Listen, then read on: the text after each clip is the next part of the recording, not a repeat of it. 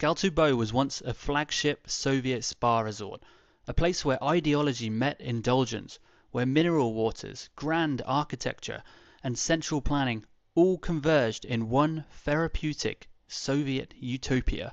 Tskaltubo's rise began in the 1920s, when its naturally warm, radon-rich springs were deemed beneficial for treating circulatory and musculoskeletal disorders.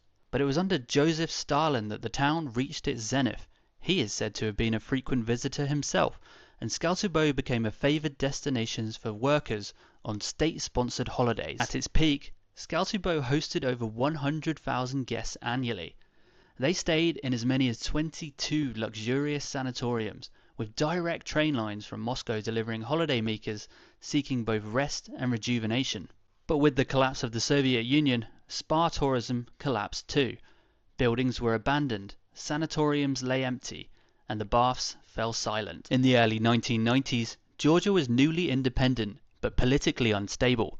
A brutal conflict erupted in Abkhazia, a breakaway region in the northwest. Backed by Russian forces and local separatists, Abkhazia fought for independence from Tbilisi's control. The war led to ethnic cleansing of Georgians living in the region. Over 200,000 people were displaced, the vast majority of them ethnic Georgians. Many of these refugees were sent to Tskaltubo.